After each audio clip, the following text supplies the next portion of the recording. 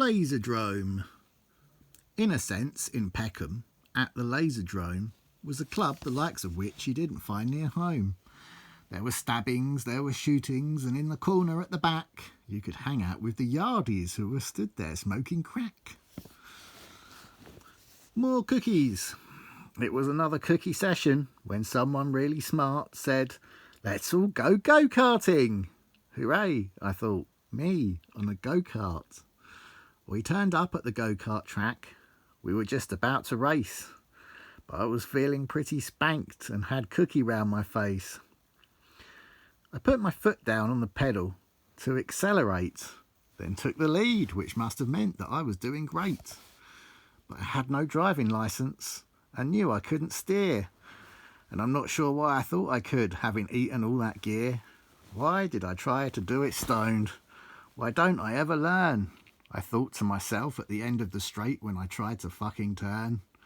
Because instead of fucking turning, the go-kart just span into the tyres and ended up a crumpled wreck, which meant a guy with massive pliers having to come and get me out and then send me to the stand. I told him I'd eaten too much hash, but he didn't understand. I think I'd ripped the go-kart off. It was broke beyond repair.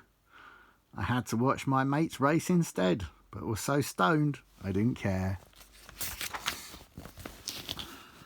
Mum's students. My mum had lots of students. There were lots of different kinds. The boys I found annoying, but the girls I didn't mind. One of those girls, for instance, was an Italian sexy hoe. She asked to visit my caravan, but my mother, she said, no. Now, I can't say that I was happy with this opportunity I had missed, but revenge was mine weeks later when I decided to get pissed. I fell into my kitchen and slammed the kitchen door. I knocked the kettle off its stand, which smashed onto the floor. And through my blurry vision, there in front of me was my mum and her new student sat at the table having tea. Early River Island. When I got excluded from my college for overdoing my enjoyment, I was told that it was time to find myself employment. Luckily, a lady phoned. She was from the YTS. I got offered training at River Island, but it was employment nonetheless. So I worked in River Island Margate, mainly selling shoes and boots. Then got transferred to the Ramsgate branch to be put in charge of suits. And as suit salesman, there I stayed to work with Wigger's brother, Martin. We hit it off rather well, but in fact, something special was just starting.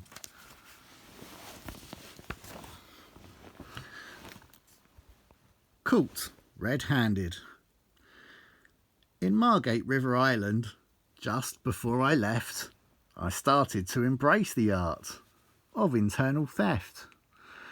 I'd go into the stockroom with a load of silky ties and tuck them in my boxer shorts, which I wore in every size, because I'd have about 10 pairs on, as well as extra socks.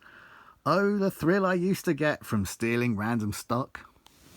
However, when I went to go and work in the Ramsgate store, this petty high-risk pilfering I swore I'd do no more. Until one day, when John declared he was stealing socks and briefs, which Martin said that he'd done too, the sneaky pair of thieves. So obviously I had no choice but to join in with their actions, because acts of mindless internal theft gave me unrivalled satisfaction. But then one silly afternoon, just as I was leaving, I filled my jacket pockets up with socks I felt like thieving.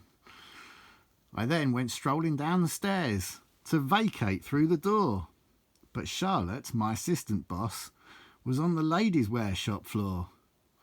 I haven't done a routine search before, so I think I'll do one now, Charlotte stated as she stopped me, the fucking four-eyed cow. She reached into my pockets, which were full of all the pairs of Disney socks that should now begin to pull. out of my bulging pockets with a look of disbelief. "I'm shocked," she said, "as I never would have thought you were a thief." Fuck, I thought, this is it. She's gone and caught me in the act. But wait. Hang on, Charlotte, just a minute. I can tell you for a fact. I didn't put the socks in my jacket, but I think I know who may. Let me speak to John and Martin and hear what they have to say. I ran up the stairs to menswear, where Martin and John were hid. "Martin, John, I need your help. So what I'm going to say you fucking did was put the socks into my pockets to try and get me back for sticking offensive stickers onto you. Listen, I'm going to get sacked, so say the stickers were insulting and the socks were just a prank. You thought that I would find them, but because I am a plank, I didn't even notice them. So carried on, just leaving. Please, guys, you've now got to get Charlotte totally believing that that is what you fucking did. Then, boys, I will fucking owe ya. Otherwise, it's sayonara, chaps, ta-ta, and good to know ya." "Okay, you cunt, we'll do it. Even though what you're asking is unfair." And on that note, I went running back swiftly down the stairs. "Those stupid fucks," I said to Charlotte. "I knew they must have done it. If there was a prize for stupid pranks, those two pranksters would have won it. They've admitted that they hid the socks, and they've said that they'll come clean. They know this stunt could get me sacked, and what they did was mean." "Okay," said Charlotte. "You just go home. I'll investigate and phone you later." My fate now lay with Martin and John. Oh, what a fucking hater. I really thought that they would crack and say I stole the socks all on my own. So there I was, a bag of nerves, waiting to hear my phone. Bring, bring, bring, bring. I picked it up. It was Charlotte with the news. I thought she was about to say there had been conflicting views. But no, in fact she'd phoned because Martin and John were so remorseful. They had both been given warnings. Warnings Charlotte said should have been more forceful. So Martin then had to apologise to me, and so did Hairy John. And just like that, the chance of getting sacked had all but fucking gone.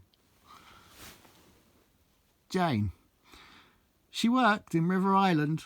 I heard her name was Jane. My buddies had all told me she was borderline insane.